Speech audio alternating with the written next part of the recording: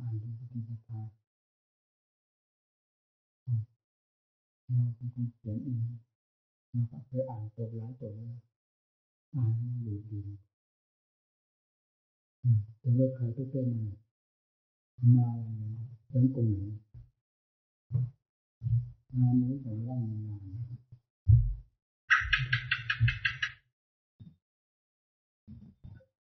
ถ้าอยู่ที่นี่ทำไมยินเวลาได้มาผมกำลังบอกกดทีไรถ่ายที่เป็นเวลาผมถ่ายไม่มีมันแสดงว่าท้องมันเสียแล้วต้องไปดูมาตั้งแต่นั้นภาษาที่เรื่องไปแล้วมันอดภาษาที่เจ็บนะมันท้องมันไม่ทำเวลาอดมันไม่เป็นไรท้องพอเริ่มฉันนั้นฉันอะไรก็ถ่ายออกมาแล้วถ่ายเป็นเวลาหลายวันเลยก็ทราบไปสองวัน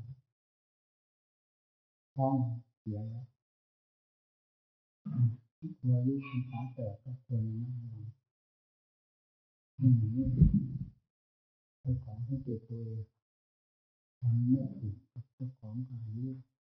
แต่ส่วนมากการอาหารถูกทางที่เราจะหาของดีวิเศษนำตอนจากทั้งหลายท่านก็แสวงหาความรู้สึกในแง่ต่างๆตลอดกิริยาการแห่งการกระทำทั้งหมดต้องผิดปกติธรรมดาทุกอย่างเพราะฉะนั้นไม่เจอเป็นนิสัยใดก็ตามมีเข้าใจว่าต้องมีหลักมีถึงจะได้เห็นเรื่องเห็นราวเห็นเคล็ดลับของกิเลสประเภทใดบ้างที่ควรจะทำให้หนักเบามือขนาดไหนเราเนี่ยแต่ว่าเราอยากมันก็ทุกข์เรายอมรับเราอยากมันทำอย่างธรรมดาไม่ได้มันต้องมีผลเป็นผลมากทีเดียวผลอย่างนั้นเป็นอย่างนั้นแล้วผลก็ปรากฏนี่มันทำให้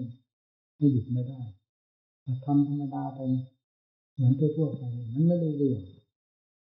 ในขั้นสงบมันก็ไม่สงบให้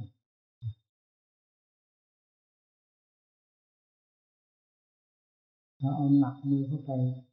มัดมันเข้าไปมัดมันเข้าไปมันจิตก็สงบแต่แสดงว่ากิเลสนี่มันรุนแรงความเพียรไม่รุนแรงไม่ถึงมันเป็นเครื่องบอกอยู่ในตัวถึงขั้นสงบนี่ก็จะล้มจะตายมันถึงสงบได้ปัญญาก็อีกเหมือนกันแต่ปัญญาคิดว่าจะไม่เหมือนกันก็คือลาแต่ยังไงก็ตามผู้ปฏิบัติที่จะผ่านพ้นทุกข์ไปได้ไม่ปรากฏมีปัญหามีเหตุการณ์มีเรื่องอะไรใช้ใช้ความคิดความพินิจพิจารณาแก้ไขถอดถอนเลยนั้นเราไม่เราไม่เชื่อว่าจะเป็นไปได้ไม่มีปัญหาใดๆเลยแล้วผ่านไปเรื่อยๆนอกจากที่ตาปัญญาที่รู้ได้เลยนั้นยกไว้แต่ธรรมดาทั่วไปนี้ยังไงก็จะต้องเจอปัญหาไม่ใช่ฝึกให้ค้นให้ทราบทันกันทันแหลกกันลงไปหลายเนี่ยหลายกับคนเป็นเหมือนธรรมะมันถึงเป็นไปได้ขั้นปัญญาล้วนๆแล้วต้องเป็นอย่างนั้นสมาธิก็ต้องมีสติบังคับไม่มีสติเผลอเมื่อไรจิตต้องปรุงออกเมื่อนั้นความปรุงออกของจิตนั่นแหละเป็นภาพเป็นเรื่องราวหลอกเจ้าของให้หลงเพลินไปตามเงานั้นตัวจริงมันปรุงอยู่ภายในจิตเงาออกมาแสดงหลอกตัวเองอยู่ภายนอกแล้วก็เพลินไปตามเงานั้นเสียนี่ร้อยทั้งร้อยต้องเป็นอย่างนี้ด้วยกันผู้ปฏิบัติท่านไม่ทราบ อย่างนี้แล้วจิตหาความสงบไม่ได้ต้องสังเกตจิตถ้าเรามีสติอยู่ขณะที่จิตจะปรุงมันจะมีลักษณะดันออกมาแล้วก็ปรุงแยกทีนี้มันรู้ไม่ได้เพราะมันออกเวลาเผลอตอนนั้นไม่มีสติมันปรุงแบบไหนเราก็ไม่รู้ตั้งแต่มันออกเป็นเรื่องเป็นราวไปแล้วก็หลงเรื่องราวนั้นไปหลงเงานั่นเป็นเรื่องเป็นราวเป็นแถวเป็นแนวไม่มีที่สุดยุติเรื่องนี้ต่อเรื่องนั้นนั้นต่อเรื่องนั้นก็เพราะเรื่องสังขารมันปรุงติดปรุงต่อปรุงไปเรื่อยๆคิดอยู่ไม่หยุดไม่ถอยหลงไปตามเงานั้นเป็นเรื่องเป็นราวว่านั่งภาวนามันนั่งหลงอารมณ์มันก็จะนั่งดูจิตที่มันที่จะแสดงอารมณ์ออกมาจะแสดงเหตุออกมาแสดงเรื่องแสดงเงาออกมาสติไม่มีอยู่ที่นั่นจิตจะหาความสงบอย่างไรได้พากันเข้าใจให้ดีตรงนี้เป็นอย่างนั้นแท้ๆไม่สงสัยนี่เคยเป็นมาแล้วรู้อยู่แล้วรู้ได้ออกมาพูดได้ยังไง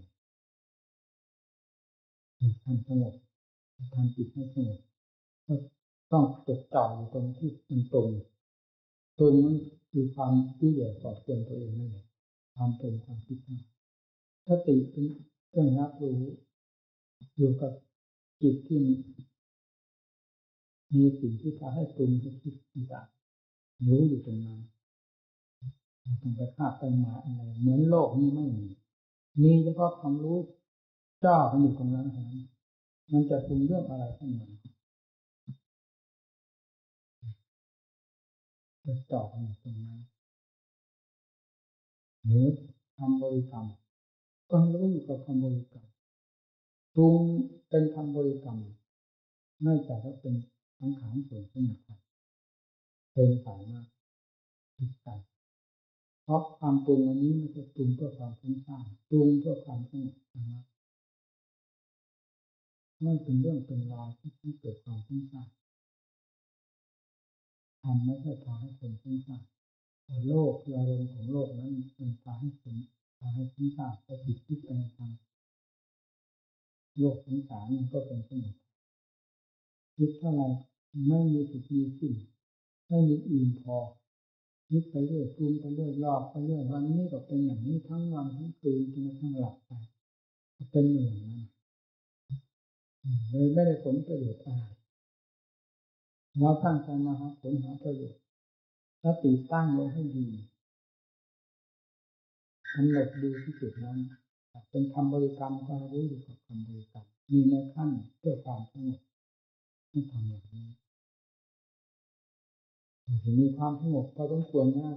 ควรจะหาอุบายคิดในแง่ปัญญาโดยยกอาการอย่างร่างกายจะเป็นอาการอะไรก็ตามฝ่ายรูปก็มีหลายอาการทั้ง32อาการเวทนาสุขทุกข์เฉยๆทั้งทางร่างกายและจิตใจมันก็มีจะคิดในแง่ใดให้เป็นปัญญาก็คือจิตสงบตัวคือกิเลสสงบตัวกิเลสรวมตัวเข้ามาจิตมีรับความสงบมันไม่ฟ้านี้เหมือนอย่างจิตธรรมดาที่หาความสงบไม่ได้จิตมีความสงบแล้วพอเป็นบาตเป็นฐานหรือเป็นปากเป็นทางที่จะให้ได้หายใจพอมีความสะดวกสบายได้เพราะความไม่สงบของจิตนั้นก็คือความฟุ้งซ่านวุ่นวายก่อควรตัวเองด้วยเรื่องต่างๆทั้งวันทั้งคืนเอายาพิษป้อนเข้ามาสู่ใจผลได้รับจะมีตั้งแต่ความทุกข์ความลำบากเกี่ยวกับความเพลินกวายกายแก่ป้อนเข้ามาอยู่เมื่อจิตมีความสงบย่อมเย็นความคิดเหล่านี้ก็จางไปเมื่อเราทราบอย่างนั้นแล้วก็ให้มีสติเพิ่มตัวขึ้นไปมีความสงบ พอสมควรถึงวาระที่ควรจะพิจารณาทางด้านปัญญาจะพิจารณาจะนำสิ่งภายนอกมาพิจารณาก็ได้ตามที่เคยพูดแล้วไม่ผิดมีผู้มีชายลูกสัตว์ลูกบุคคลอะไรก็ตามภายนอกภายในเทียบเทียงกันไม่ได้ทุกสัดทุกส่วนเรื่องความปฏิกิริยาโสโครกเป็นเป็นความตายความแปรกับความสลายลงไปแห่งร่างกายของเราจิตมันหมุนติ้วๆมันทำงานเหมือนมันพิจารณาแค่ส่วนนั้นปัญญาสติทั้งแน่สติเป็นยาประจำบ้านเล่นไม่ได้สติปราศจากไม่ได้ไม่ว่างานชิ้นใดสติต้องแน่อยู่เสมองานสมถะเป็นความสงบก็มีสติจึงจะเป็นความสงบได้งานวิปัสสนาก็คือก็มีสติถึงจะพิจารณาได้อย่างชัดเจนคล่องแคล่วว่องไว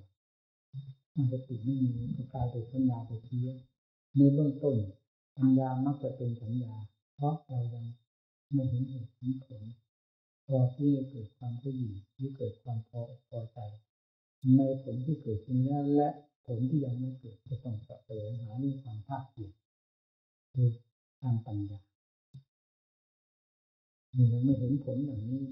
ปัญญาของนักจะกลายเป็นสัญญาไปจึงต้องได้บังคับบัญชาด้วยสติพิจารณาสิ่งใดให้ดูสิ่งนั้นให้ควรสิ่งนั้นที่กายดูสิ่งนั้นด้วยเจตนาให้เห็นอย่างชัดเจนโดยลำดับพอมีเงื่อนเราจะตอบสอนสิ่งใดละกิเลสตัวใดได้แล้วมันก็เห็นผลขึ้นมาภายในจิตใจของเองแล้วต่อจากนั้นก็ปัญญาก็เป็นปัญญาไปเรื่อยๆจนกระทั่งเป็นปัญญาล้วนๆปัญญาก็แทรกไม่มีเลยถ้าถึงขั้นนั้นแล้วมันไม่เป็นไรเบื้องต้นก็จะพิจารณาให้เป็นความสงบเป็นปัญญามันลำบากอย่าเอาความลำบากที่กล่าวมาเหล่านี้ไปเป็นอุปสรรคเรื่องจิตฝังตัวเองงานที่มันเป็นเม็ดเป็นหน่วยก็เพราะตัวว่าลำบากนั่นเองอันนั้นก็ขี้เกียจอ่อนแอไปเสียเลยไม่ได้เรื่องเวลามีตั้งแต่อารมณ์ของโลกมาเต็มหัวใจแล้วก็ควรจะเห็นโทษของมันแล้วอยู่กับโลกข้าวกันมาตั้งแต่วันนี้กับเรียนสาภาวะเรื่องสัญญาอารมณ์ต่างๆที่เกี่ยวกับโลกก็ควรจะเห็นโทษของมันเวลานี้เรามาเรื่องตนในทางด้านปฏิบัติควรจะให้มีความภาคเพียรเป็นเม็ดเป็นหน่วยคำว่าความเพียรถ้าไม่มีสติมันเป็นโมฆะไปหมดสติเป็นของสำคัญในประโยชน์ของความเพียรไม่ว่าจะเดินตรงๆไม่ว่าจะนั่งสมาธิภาวนาแบบไหนสติต้องมีนั่งอยู่ท่าไหนเป็นเพื่อความสงบหรือเพื่อปัญญาก็ต้องมีสติเป็นนายบังคับเป็นผู้ควบคุมเสมอนี่แหละวิธีการที่จิตจะได้ผลถ้าปราศจากสติแล้วไม่ได้เรื่อง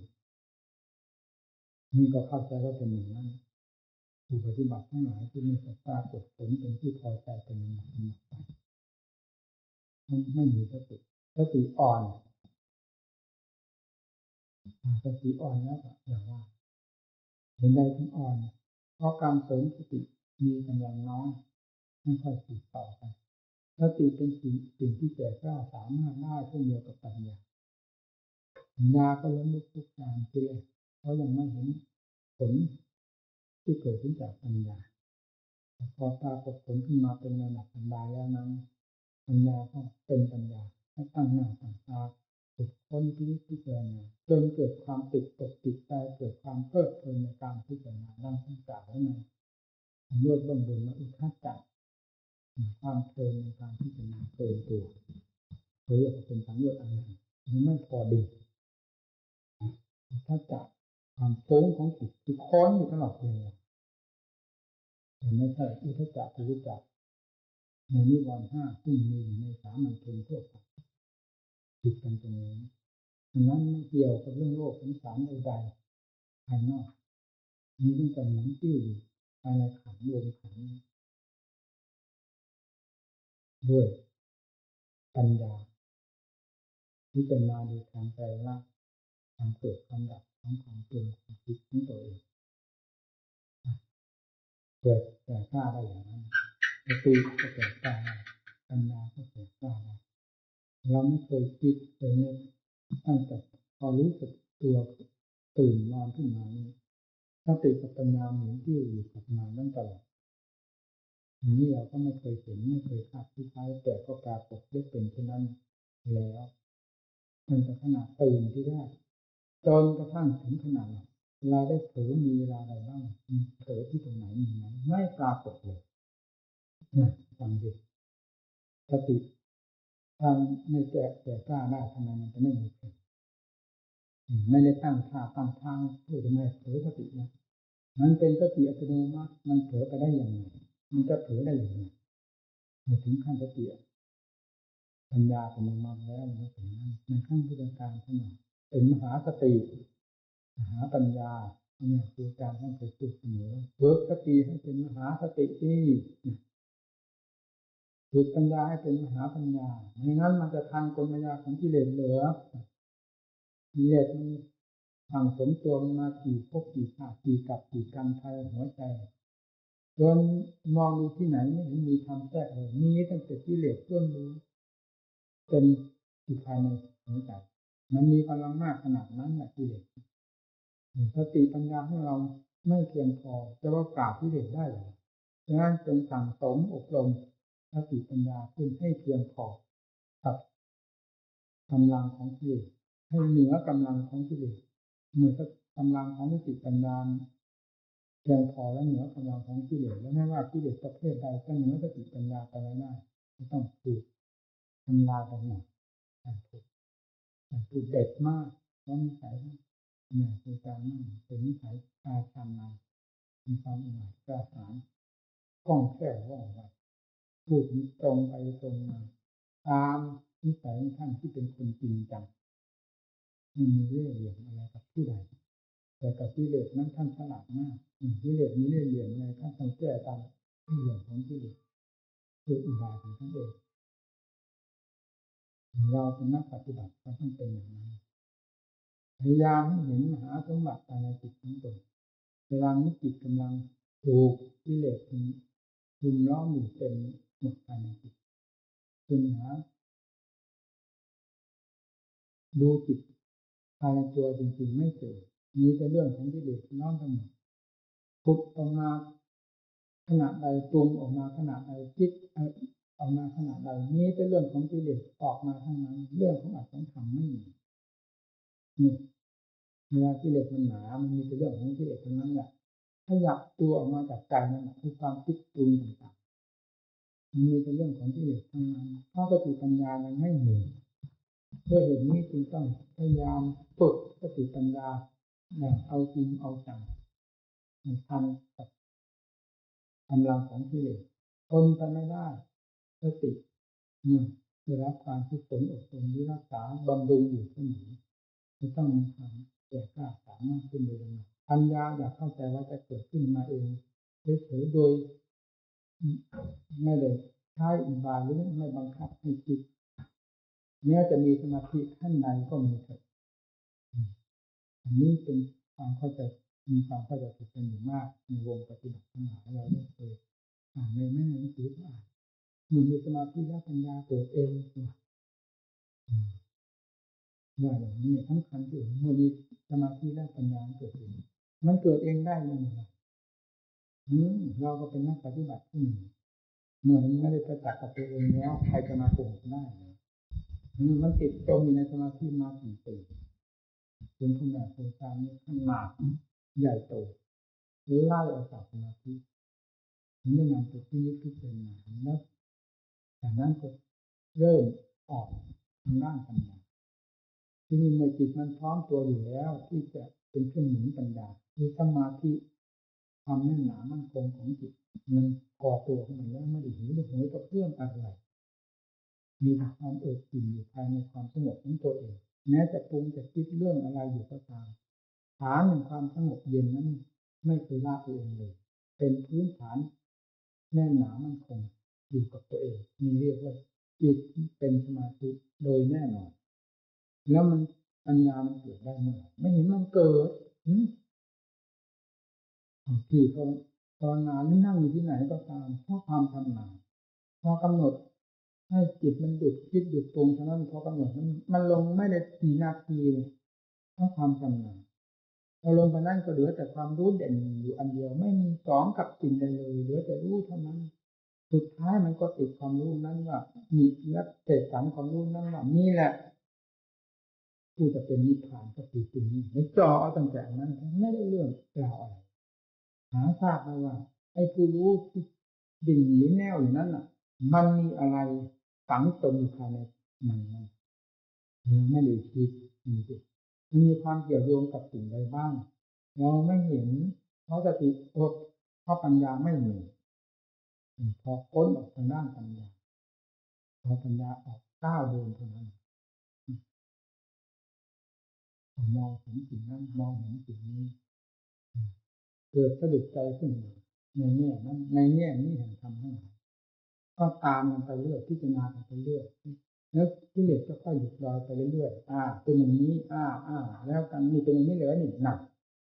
เห็นเห็นคุณค่าเลยเห็นคุณค่าเลยดังนั้นปัญญาก็ก้าว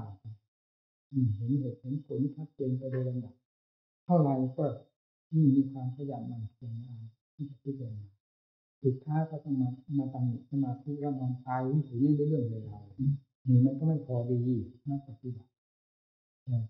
อย่างไรก็ตามอย่าลืมว่าสมาธินั้นจะมีถึงขั้นใดคุณใดก็ตามถ้าไม่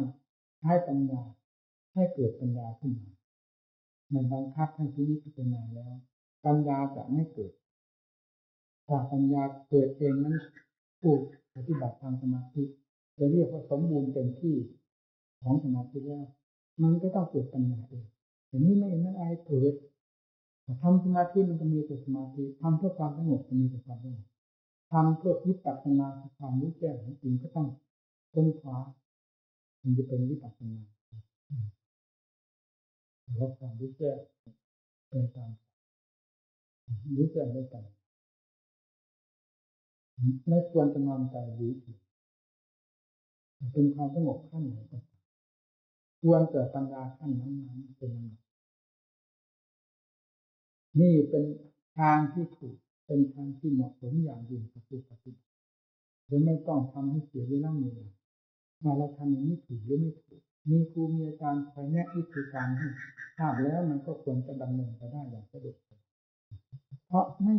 มีอะไรสงสัยผู้เทศก็ไม่สงสัยผมพูดตามความจริงผมไม่ได้สงสัยในการสอนอย่างนี้เพราะได้ผ่านมาอย่างนั้นเป็นอย่างนั้นทั้งฝ่ายเหตุก็จัดใจมาโดยลำดับฝ่ายผลก็กระจัดใจมาโดยลำดับ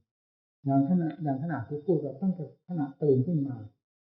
สติกับปัญญาหมุนตัวเป็นเกลียวอยู่กับงานคือการสอบสอนกิเลสด้วยการค้นคว้าวิเขี่ยทุกสิ่งทุกอย่างตามแต่อุบายของจิตปัญญาที่จะหมุนไปตามกิเลสมันเป็นกลไกหนึ่งของสติปัญญาจนกระทั่งถึงขณะหลับได้ทบทวนตัวเองดูว่ามันมีเผลอเวลาไหนมั่งไหมตั้งแต่ขณะตื่นนอนขึ้นมันก็มีแต่หมุนติ้วที่อยู่กับงานนี้ต่อไปจนกระทั่งหลับไม่มีปรากฏมันเผลอที่ตรงนั้นนั่งฟังเลยนี่มันก็เป็นเองอยู่แล้วนี่ไม่นำมาพูดแต่ไม่ได้หมายถึงกันทั้งหลายมายึดเอาเหล่านี้ไปเป็นสัญญาลมยึดถือว่าเป็นเอาไปทุกกระเบียดไม่ใช่อย่างนั้นเป็นอุบายวิธีอันหนึ่งหรือเป็นแนวทางหนึ่งที่จะพอไต่ต้าไปด้วยแม้จะไม่เป็นเช่นนั้นทุกระเบียบก็ตามขอให้เป็นแบบลูกศิษย์มีครูเพราะการพูดนี้พูดตามหลักความจริงของสติปัญญาที่เคยล้มลุกคลุกคลานมาแล้วแต่ตั้งตัวตรงแนวหรือหมุนติ้วที่ไปโดยไม่เผลอเนื้อเผลอตัวมีแต่ปราบการกิเลสประเภทต่างๆโดยไม่หยุดไม่ถอยนี่แหละสติก็ดีปัญญาก็ดีเมื่อได้รับการอบรมอยู่เสมอไม่หยุดไม่ถอยต้องเป็นอย่างนี้จนได้แล้วขอให้ทุกท่านพยายามฝึกค้นลงไปของวิเศษอยู่ภายในจิตนี่จิตดวงนี้เนี่ยเป็นจิตที่วิเศษเวลานี้จิตดวงนี้เป็นจิตที่ต่ำช้าเร็วช้าหาคุณค่าไม่ได้เพราะกิเลสซึ่งเป็นของต่ำช้าเร็วช้าครอบจิตไปเลยเป็นของมีคุณค่าไม่ได้ เป็นสิ่งที่หาคุณค่าไม่ได้แล้วมันจึงต้องทำละออกด้วยความขยันหมั่นเพียรอุบายสติปัญญาของใครมีอย่างไรให้นำมาใช้เราอย่าหวังพอแต่ครูบาอาจารย์ทุกแง่ทุกมุมไปในแง่ต่างๆอุบายของสติปัญญาที่ท่านสอนเราคิดเราได้โดยทางเรานั่นแหละกินไม่หมดเราคิดได้เองท่านบอกแต่วิธียื่นให้เป็นชิ้นเป็นอันแล้วเราไปตีแผ่มันเลยหลายเนี่ยหลายแขนงนั่นจึงเป็นสมบัติของเราแท้นั่นจะพิจารณาถึงอสุภะก็เอาเถอะเอาให้จริงอสุภะมันก็ต้องเป็นเรื่องของปัญญาที่คลายดูทำเที่ยวกรรมฐานตั้งแต่ข้างบนลงไปตั้งแต่บนศีรษะลงไปถึงขึ้นเท้าฝ่าเท้าขึ้นมาถึงศีรษะรอบด้านก็จะปฏิยันโตมีหนังหุ้มอยู่โดยรอบหุ้มอะไรหุ้มกองปฏิกูลโสโครกตัวหนังเองก็ปฏิกูลมีผิวนิดหน่อยข้างนอกที่พอดูได้แล้วก็มีตั้งแต่ที่ใจเป็นไปหมดต้องล้างเขาจะประกอบออกมาจากภายในต้องล้างทุกวันทุกเดือนมันเป็นยังไงดูมันดีเมื่อผู้ใดพิจารณากายเพื่อชอบกายวิภาคที่นี้พิจารณากายแยกขยายกายตามตัดตามส่วนที่มีอยู่ด้วยปัญญาอยู่โดยสม่ำเสมอที่นั้นจะก้าวไปได้เร็วและถือเป็นจุดสำคัญแห่งสนามรบด้วยกายคตาสติเป็นของสำคัญในเมื่อจิตมันติดอยู่ในเมื่อในกายแล้วกายนี้เป็นของสำคัญที่จะต้องพิจารณาให้รู้ตลอดทั่วถึงด้วยปัญญาหน้าที่จะทำความสงบก็ไม่ต้องไปคิดไปยุ่งกับปัญญาทำเป็นเหมือนไม่เคยคิดเลยทำตั้งแต่หน้าที่ให้สงบโดยถ่ายเดียวเท่านั้นไม่ให้ก้าวไก่กันเวลาทำใจเพื่อความสงบพักใจให้สะดวกสบายหายห่วงวุ่นวายจากความวุ่นวายทั้งหมดไม่ตั้งหน้าตั้งตาทำความสงบอย่างเต็มเม็ดเต็มหน่วยโดยไม่เป็นห่วงใยกับเรื่องการพิจารณาทางด้านปัญญาเลยในขณะนั้นจิตได้พักสงบให้เห็นประจักษ์กับตัวเองพอถอยออกจากนั้นมาแล้วควรจะการงานที่ต้องพิจารณาแล้วเอาที่นี้ก้าวทางปัญญาพ้นคิดมันโลกธาตุมันเตือนไปหมดนี้เป็นหลักสมาธิไม่ต้องไปยุ่งไม่ต้องไปคิดไม่ต้องไปเป็นอารมณ์กับสมาธินั้นเลยในขณะที่เดินปัญญานั่นเรียกว่าถูกต้องจะทำหน้าที่ใดให้จริงจังต่อหน้าที่นั้นเหมือนกับน้ำมันไหลลงช่องเดียวมีกำลังมากเดี๋ยวจะเป็นห่วงปัญญาเวลานั่งสมาธิเวลาพิจารณาปัญญาก็จะเป็นห่วงสมาธิเลยยุ่งกันไปยุ่งกันมาหาทางไปไม่ได้ใช่เป็นคนจับจุดหาความจริงจังในตัวเองไม่มีมันต้องจริงผู้ปฏิบัติเดินจงกรมก็เอาอย่าไปคิดเรื่องอะไรในโลกนี้ให้เหมือนโลกไม่มีมีตั้งแต่ความรู้กับสิ่งเกี่ยวข้องเราอยู่ทั้งนี้สิ่งเกี่ยวข้องคืออะไรสิ่งเกี่ยวข้องที่มีอยู่กับตัวเราหนึ่งสิ่งเกี่ยวข้องคืออารมณ์ต่างๆที่เรากำลังพิจารณาหรือกำลังบริกรรมอยู่นั่นหนึ่งเป็นสิ่งเกี่ยวข้องรู้เท่านี้อย่าไปห่วงใยโลกนี้หายไปไหนแหละมันมีแต่เรื่องเกิดเรื่องตายทับผมกันอยู่ตลอดเวลามามันไม่ไปไหนโลกอันนี้มีแต่เรื่องเกิดเรื่องตายเรื่องสลายพักธาตุเป็นอยู่นั้นตลอดไปเราห่วงใยอะไรกับมันร่างกายที่พายืนพาเดินพาหลับมาพาขับพาถ่ายกินอยู่ปูวาอยู่ตลอดเวลานี้มันก็แปลสภาพของมันมาจนขนาดนี้แล้วดูสิ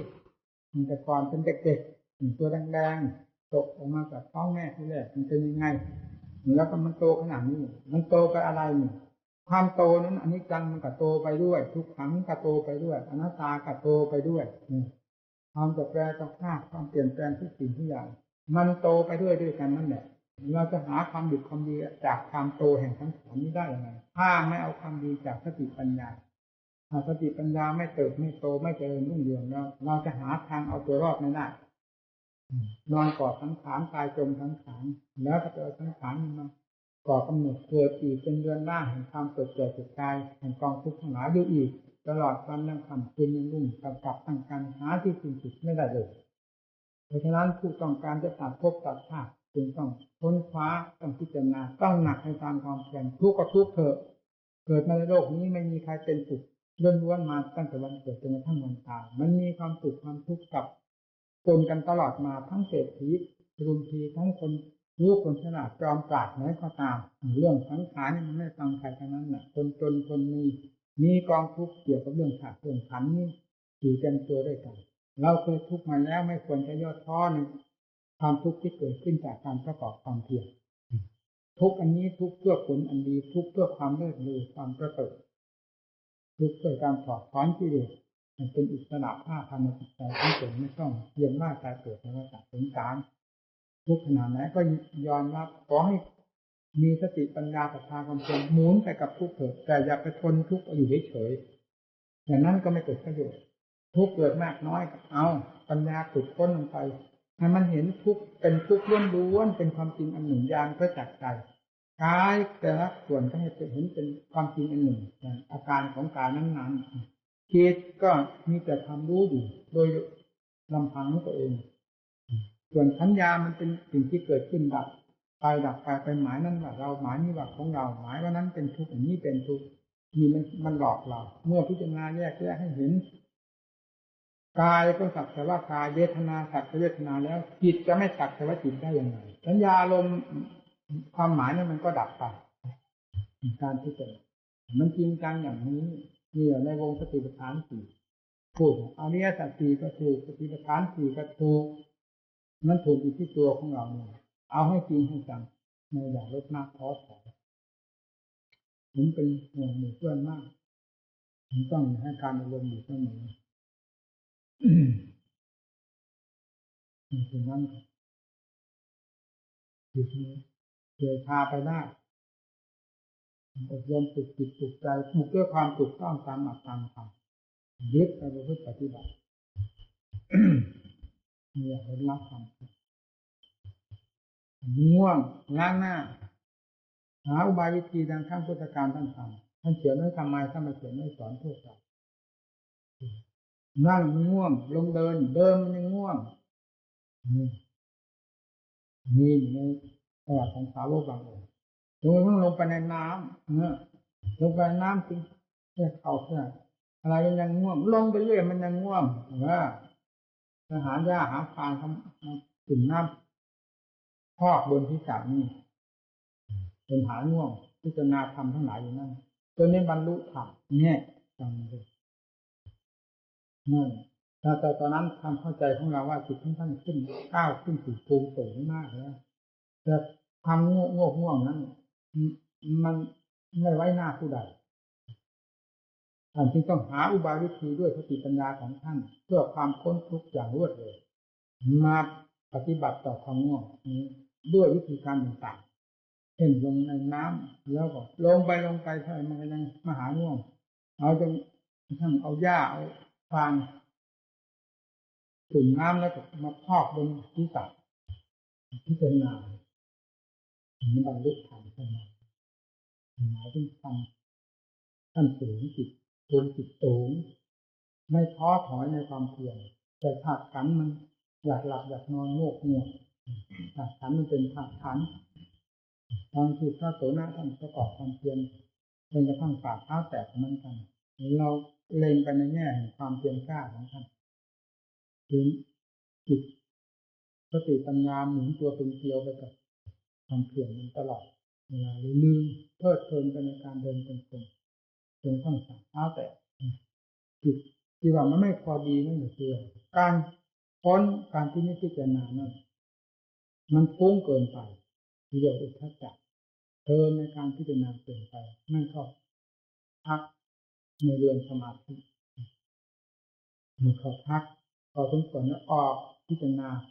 สมควรแล้วพักอันนี้เรียกว่าถูกต้อง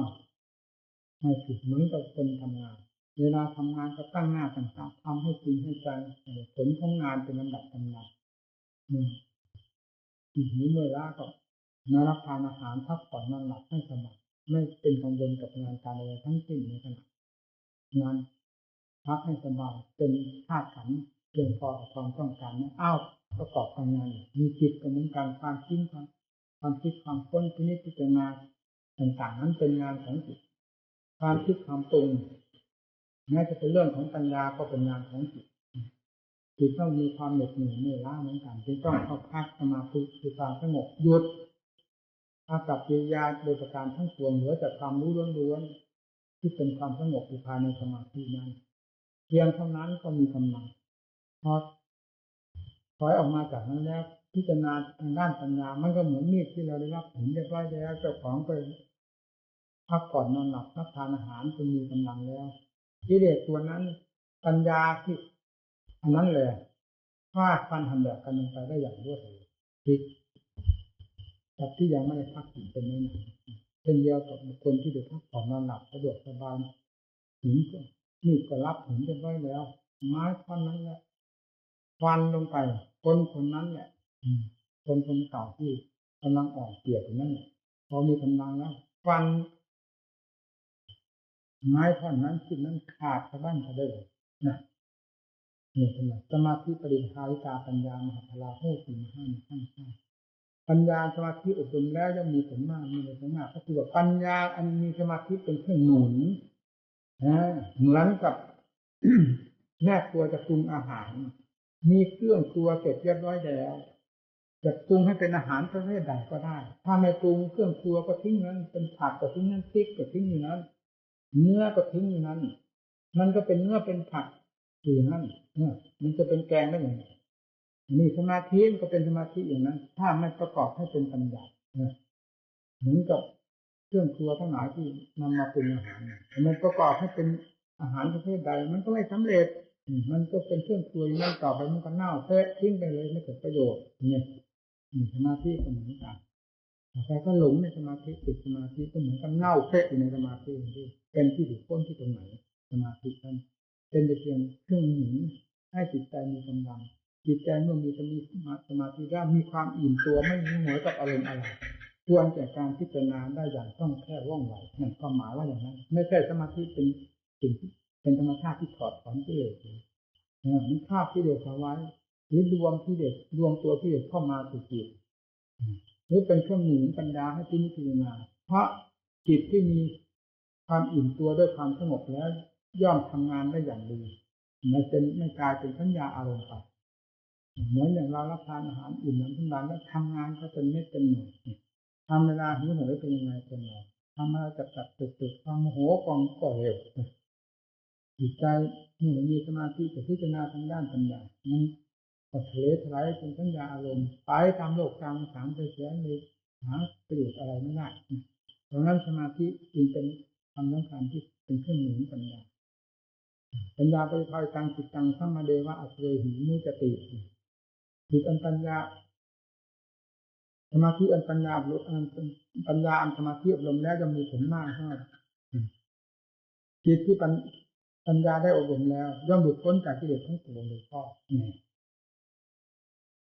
ปัญญานั้นเข้าไปซักฟอกกิเลสที่มีในจิตสมาธิไปซักฟอกได้อย่างไรหนุนจะเป็นหลักเรื่องของ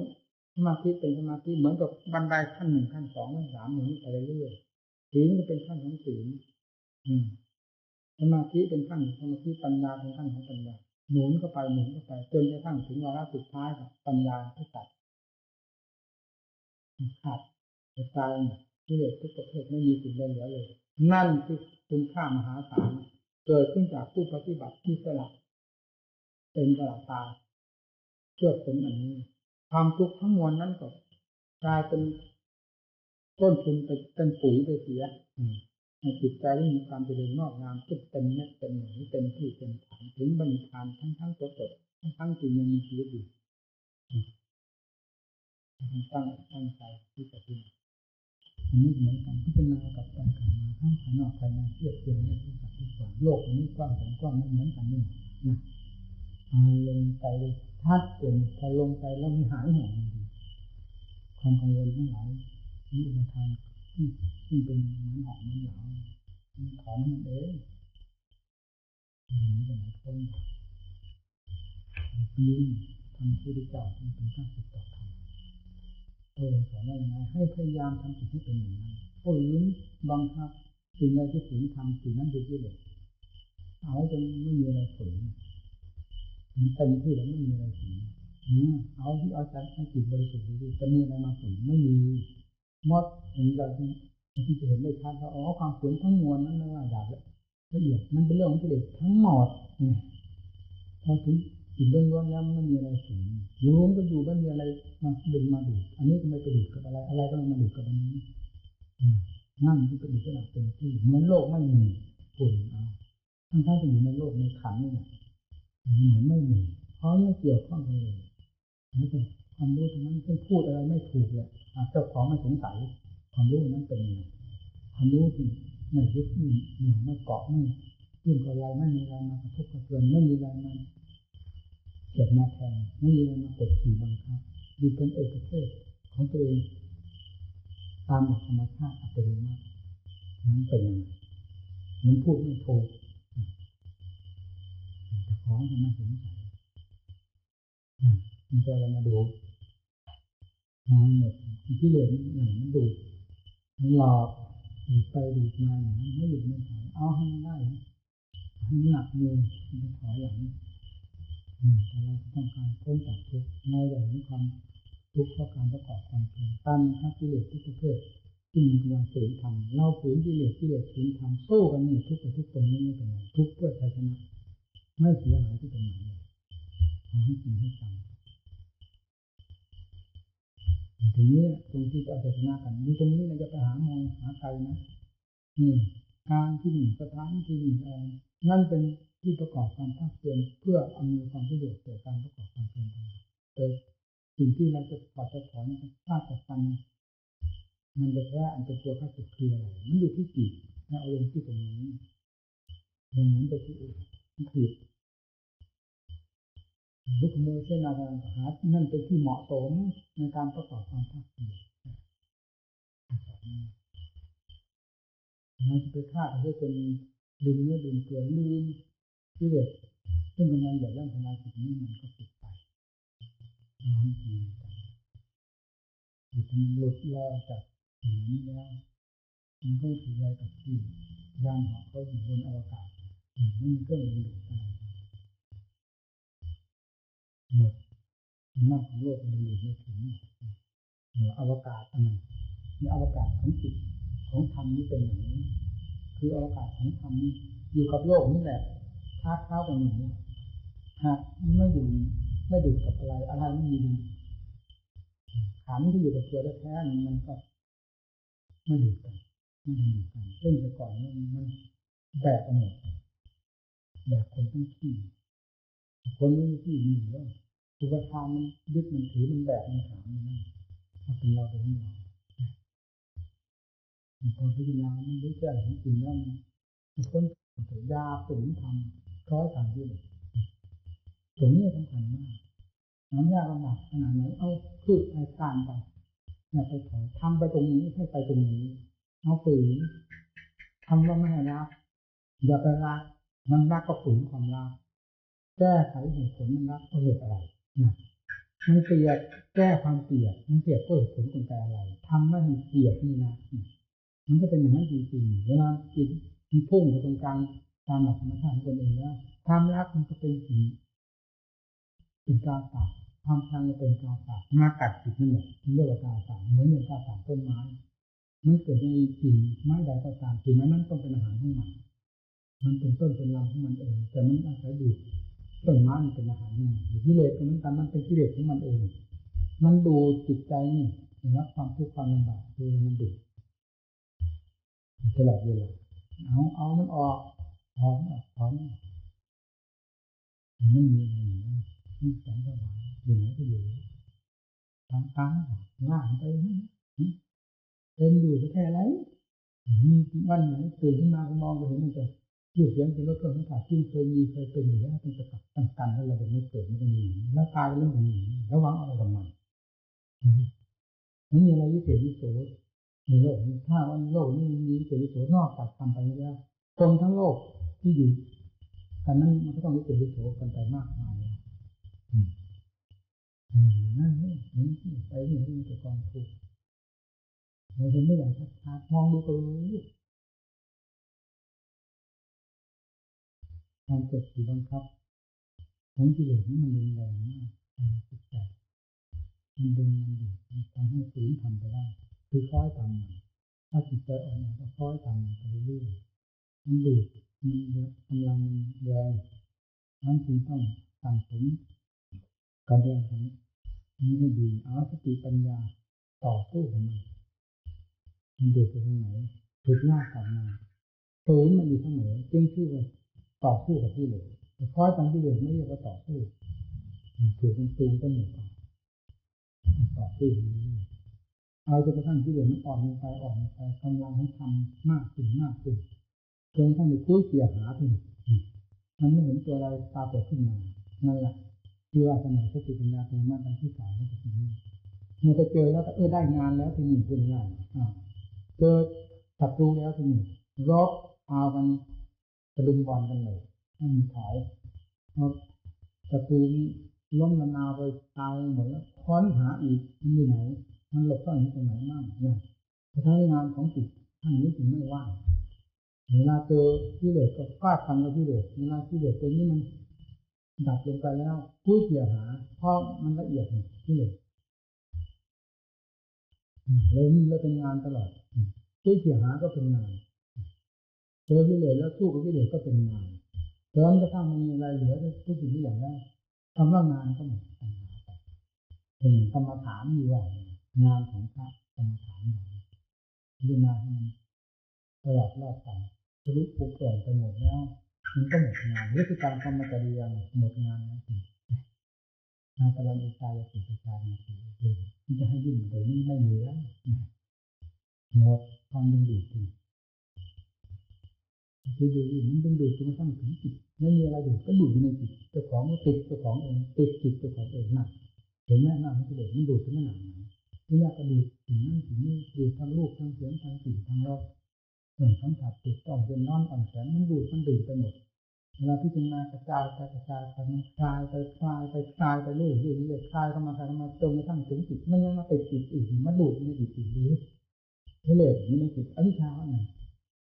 มันงดไม่มีทางไปแล้วมันเหลือแต่จิตกับวิชามันล้วนที่อยู่ด้วยกันมันยังไปติดจนได้เพราะไม่รู้เป็นอวิชชามันก็ดูดอยู่นั่นดื่มอยู่นั่นติดอยู่นั่นหมอบอยู่นั่นไม่รู้ตัวสติปัญญาขั้นนั้นมันเผลอตัวไปได้ในที่ดูอำนาจที่เห็นมันละเอียดขนาดไหนมันดูอย่างละเอียดไม่ดูอย่างที่เขาเรียกต่างๆมันดูอย่างละเอียดผมก็มันเป็นอวิชชาเป็นจอมใจพบเอาจนกระทั่งนั้นมันกระจายไปหมดแล้วไม่มีอะไรอยู่หมดจิตไม่ได้ติดจิตเห็นติดจิตอยู่เรียกว่าหลุดไม่หลุดจากความเป็นอยู่ของโลกถึงอยู่อวิชชาคือโลกว่าหมดนั้นแล้วก็หมดความเป็นอยู่อวกาศของจิตมันไม่ตกเหมือนการละการเลิกการละการบ้ามันขึ้นไปมันตกที่น่าชิบหายก็ใครกับตัวความเนี่ยที่หมายมันก็ลงทะเลมันดีไม่ฟาดเขาคนติดรามากทางแหลกกระจายไปเป็นกี่กิโลได้ตรงนี้มันลงถึงอย่างนั้นครับการละการเลิก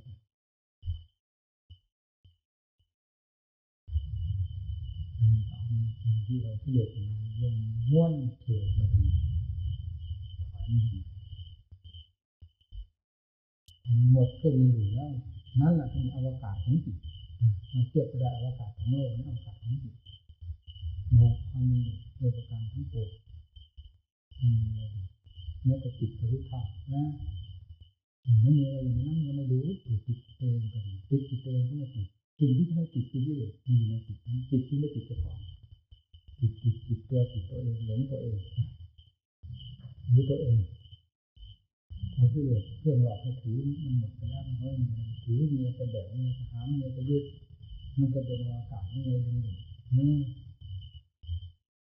นในท่ามกลางโลกนี้โลกแห่งขันโลกแห่งมูสัตว์กว้างไปทั้งโลกแห่งมูสัตว์แทรกเข้ามากับโลกแห่งขัน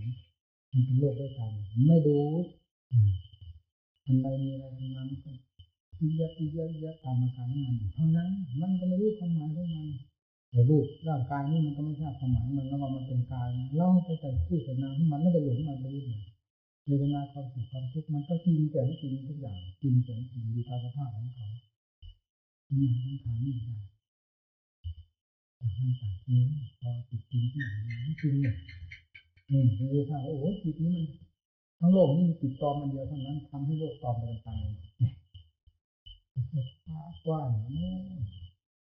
เรารู้มันก็ปลอมเนี่ยเหมือนอยู่ถ้าเราจะยกสมมติขึ้นมาเหมือนอยู่คนเดียวว่างั้นคนเดียวหมายถึงความรู้อันเดียวนั่น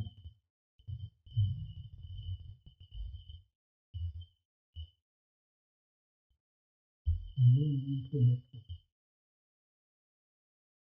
ใครก็ตามพูดไม่ถูกนั้นของอะไรสงสัยเรามาพูดไม่ได้ไม่ทราบว่าพูดอะไรก็ไม่เหมือนทั้งนั้นยังไม่สงสัยพูด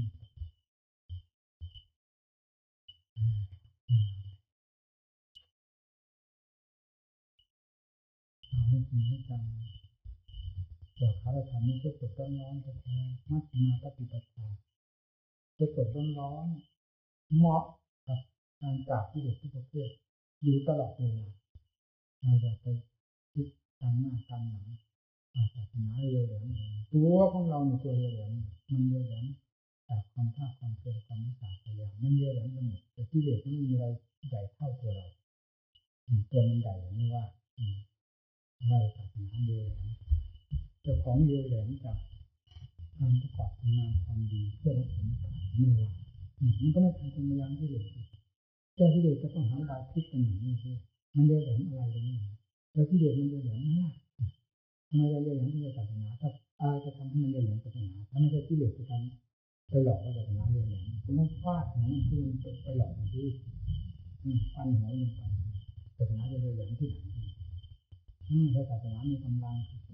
ปัญญาสติปัญญามีกำลังที่เหลือมันก็หมอบราบไปเลยมันหมอบราบที่จิตนี่นะมันเป็นหมอบราบอยู่ที่กลางมันสถานที่ไหนนั่นเวลามันอยู่ที่ไหนเนี่ยมันหมอบราบอยู่ตรงที่มีข้าศึกหมอบราบนี่จริงมันพูดอย่างนั้นพูดนั่นผมพูดไม่เป็นมันอันนี้ก็เป็นนิสัยอันหนึ่งของตัวเราเองเพราะการประกอบความเพียรมันก็เป็นอย่างนี้นิสัยมันเวลามันอบรมสั่งสอนเพื่อนจะพูดอย่างนี้มันอ่อนหวานนั่นนี่นะผมก็พูดไม่เป็น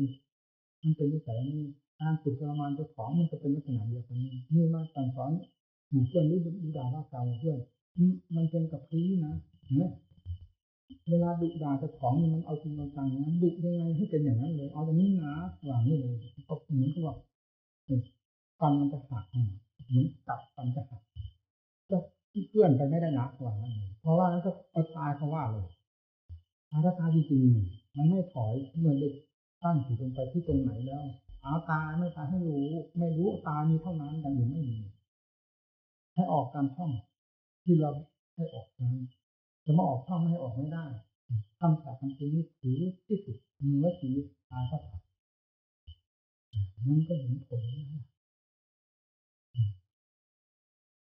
เป็นอย่างนั้นแล้วเมื่อเวลามาแล้วเราสอนไม่ใช่นิสัยมันเคยอย่างนั้นมันก็ต้องเอานั้นมาสอนให้ครูบาอาจารย์อะไรก็ตามเคยนิ่งนวลของท่านมาตั้งแต่ดั้งเดิมท่านก็นิ่งนวลการประกอบความภาคความเพียรท่านควรจะเป็นอย่างนั้น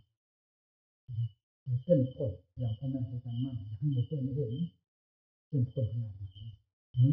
คนจะไปพบเรียนนั่นที่แรกโอ้โหมันตัวสั่นเนี่ยมองเป็นตาท่านเหลือบมาปั๊บนั้นมันจะตั้งหงายไปแล้วตาท่านสำคัญมากตาเมียนมากเลยเสียงเมียนมากพูดออกมาไม่แหลมคมในขณะนั้นที่เด็กก็ไม่เหมาะนะว่าเวลาท่านมาสอนใครๆท่านมาสอนอย่างนั้นผมเลยพยายามตื่นเจาะถามเรื่องราวท่านเป็นมาเรื่องเป็นอะไรเรื่องโอ้โหเก่งคนนี้หลายเท่าอันนี้เรียกว่าท่านทั้งหลายเลยท่านลดลงเยอะกว่าคุยกับอยู่ท่านมาจากก่อนท่านอย่างนี้นะโอ้โหท่านจริงท่านจังทุกอย่างถ้าในนี้ท่านไม่วิสัยองค์ไหนถ้าไม่ดีท่านไล่ หนีเลยปฏิมาจารย์พูดเรื่องยาก